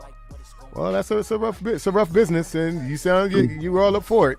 There is no hatred between the fighters either. That's the other thing. I find that so funny. I feel like in the NFL, there's hatred because they don't get to punch each other and things like that. They can't get it off their chest. But in our business, we get it off our chest. Well, they punch, but they end up hurting their damn hand, punching that helmet. Because of the equipment being in the way. Or they get ejected from the game. That's the other thing. So, yeah. I forgot what game it was. What's the cornerback from Lattimore?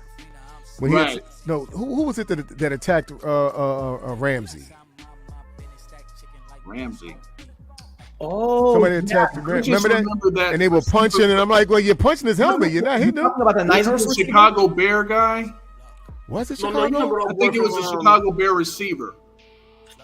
Yeah, they got up and grabbed Ramsey, jumped on Ramsey, started punching him. He's punching him in the head. I'm like, yeah, just. No, I meant he hit Lattimore. I think it was Lattimore. It was one of them. Lattimore Ramsey was one of them. Yeah, and I'm like, you're just punching the guy's helmet, man. Like, what are you doing?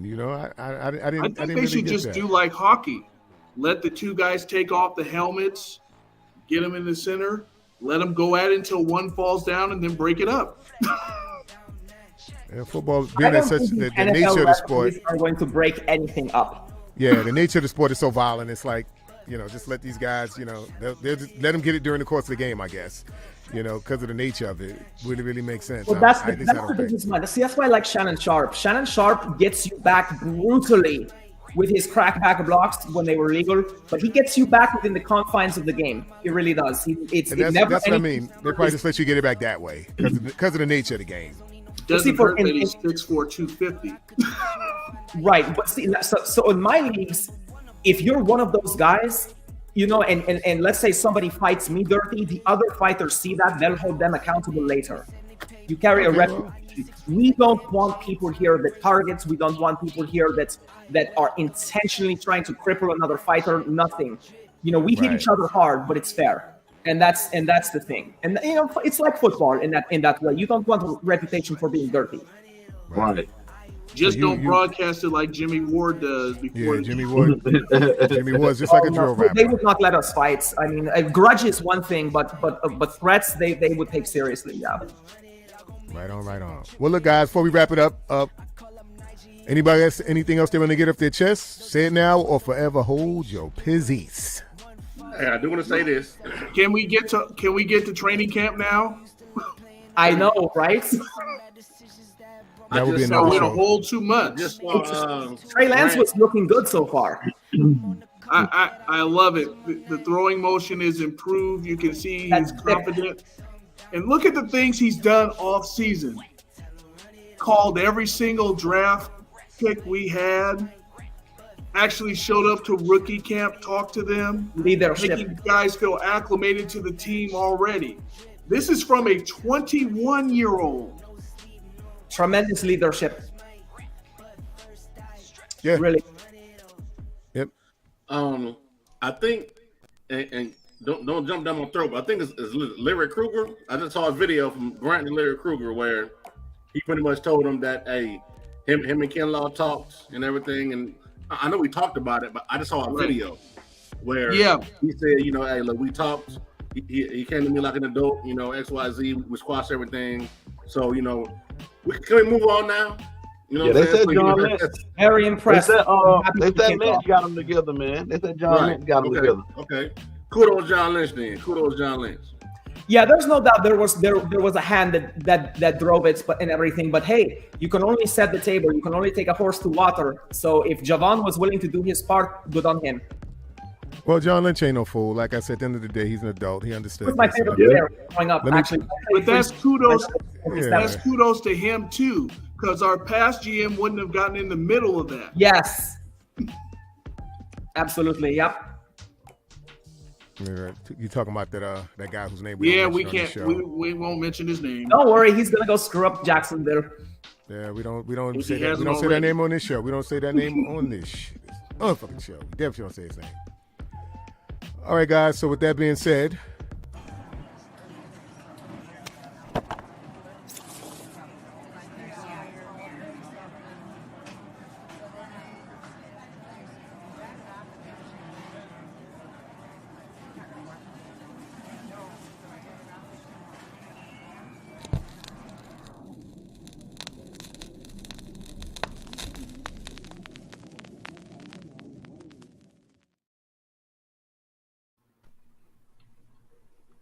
That was cool. Yeah, that was vintage right there. We look like the full top. Right. That was so good. We're gonna do it again.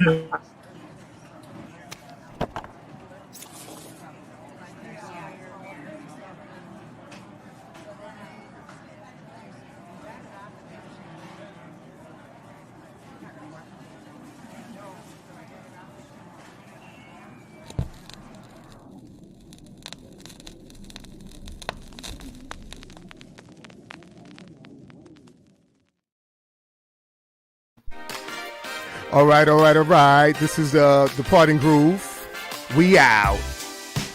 All right, first and foremost, we want to thank the Real Talkers, each and every one of you, for rocking out tonight with our special guest, Sybilla Bakzaza. Let's give it up, y'all. Thank you for having me.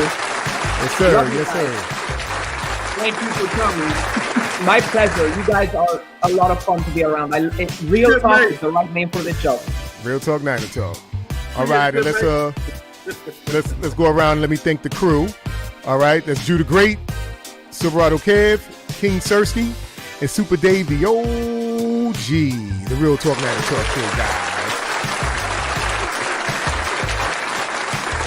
And without any further ado, we have to introduce our partner in crime, Get 'em Boy. Yeah. You know, he's responsible for all these backgrounds and cool layouts you see. Let's give it up for Get 'em Boy. Good work. And like we always say around this time, stay real. God damn, what's that? What's the saying? How you forget that? Stay real. I'm sorry, man. I'm tired. Stay faithful. I'm sorry, guys. Stay faithful, but more importantly, stay real. Because if you're not real, it makes no sense to be faithful. No sense. You know, get us on out of here, Jew. Get us out of here. I'm old. I'm old, Zaza. I'm old. I'm not. I may appear youthful, but I'm old. Setup. Actually, the whole time I was watching this, I was just thinking to myself, these guys are very professional. I like this. Thank you very much. Thank you, Zaza. Hey. Before we get out of here, man, you get all right for that. I want to say, man, the backgrounds are fire. Yeah, I like them. Let's get 'em, boy, man. Better every week. But man, look. Once again, awesome show. Hey, Real Talkers, man, we appreciate y'all from pulling up, rocking out with us, man, like y'all do every week. Man, we wouldn't be us without y'all. Like I tell y'all over and over again, we don't want to come here and talk to ourselves.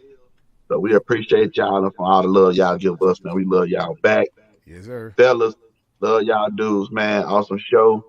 Zaza, anytime you want to pull up and rock out with us, hey, just let us know. You can pull up anytime.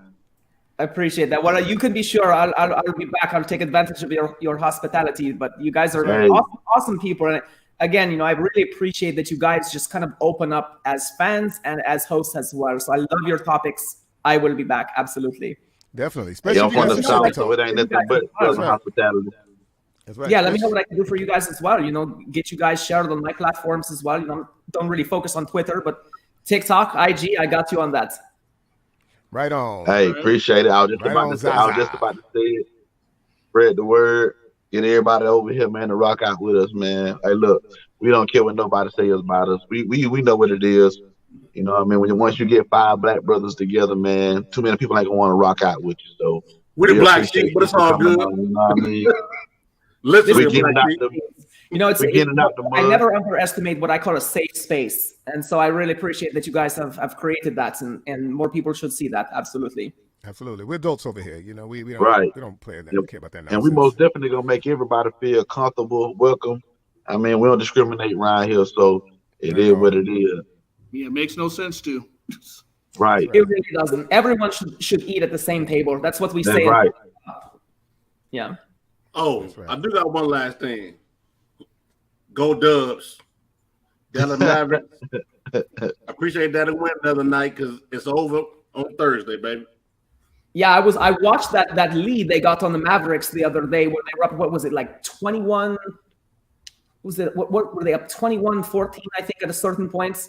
Right. And Mavericks came back and took a 2-point lead and everything. I was sitting there smoking shisha with Kwanzaa, and we watched the game. We were like, as soon as halftime hit, and I think that it was like tied, or there were 2 points in the lead. We were like, the Warriors have this. They're such a great second half team.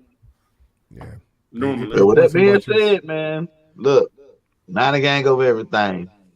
We out. Yes, absolutely. To the Trey Lance haters. Shut up and wait for the next game. That.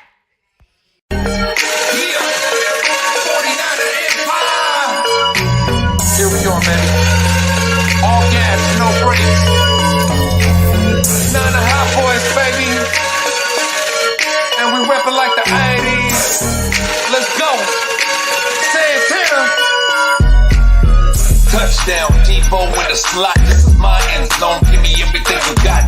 Defense, hit him with that Cosa Nostra. Quan Alexander, this dance, Nick Bosa. 49er Empire, 49er Empire. This is for the fam.